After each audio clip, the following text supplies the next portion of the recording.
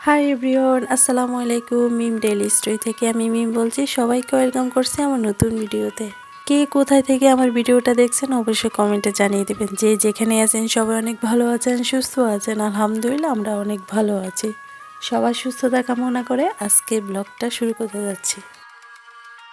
এখানে আমি লুডুসটা রান্না করব। একটু ভিন্ন রকমের লুডুসটা রান্না করতে যাচ্ছি মুরগির মাংস দিয়ে।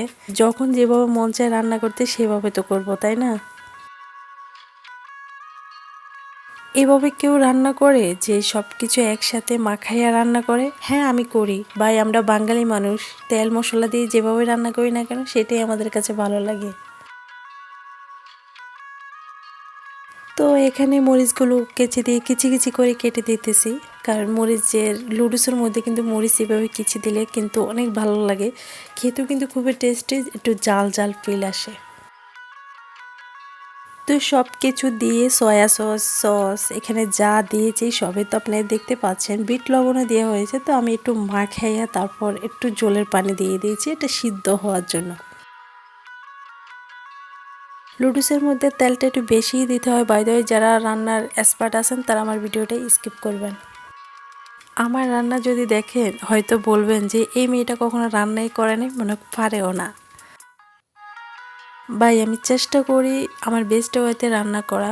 বেস্টটাই চেষ্টা করি, কিন্তু কতটুকু হয় সেটা আমি জানি না। মানে আমার রান্না আমার কাছে পার্সোনালি অনেক ভালো লাগে, কার কাছে কেমন লাগে আমি জানি না। ওই যে একটা কথা আছে না, যে আমি রান্না করতে পারি এটা আমার যোগ্যতা, তুমি খেতে পারো না এটা তোমার ব্যর্থতা। এই কথাটা যদি মজার ছলে হয়ে থাকে, আমি যদি কোনো রান্না করি ওই খাবারটা যদি কেউ খেতে না পারে তো আমার কাছে অবশ্যই খারাপ লাগবে। রান্না হয়েছে একটা আর্ট। আপনি যত বেশি রান্না করবেন রান্নার সম্পর্কে আপনার তত বেশি ধারণা আসবে, তাই এবং আপনি রান্নাটা তত বেশি ভালো করতে পারবেন।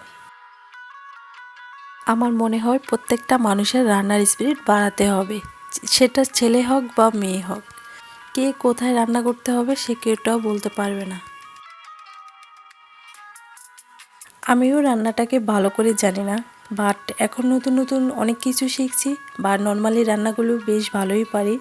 আমার হাজব্যান্ড খুব ভালো রান্না করতে পারে, তার প্রশংসা কিন্তু আমি না, সবাই করে আমাদের বাসায়। আমার হাজব্যান্ড যদি তেল মশলা ছাড়াও যদি লবণ দিয়েও রান্না করে আমার কাছে মনে হয় বেশ ভালো লাগবে, কারণ তার হাতের একটা জাদু আছে বলতে গেলে চলে, কারণ সে অনেক ভালো রান্না করতে পারে। আমার হাজব্যান্ড একজন প্রবাসী, সে নিজে রান্না করে নিজেই খেতে হয়, যার কারণে সে রান্না করতে করতে রান্নার সম্পর্কে তার ধারণা হয়ে গেছে। যাই হোক, এতক্ষণ তো অনেক কথা বলছি, কিন্তু রান্নার কথা তো আর বলিনি। হ্যাঁ, অনেক ইয়াম্মি হয়েছে। আমার মনে হয় এরকম ফার্স্ট টাইম রান্না করার মজাটাই আলাদা। আপনাদের কাছে কেমন হয়েছে অবশ্যই জানিয়ে দিবেন। আল্লাহ হাফেজ, আসসালামু আলাইকুম।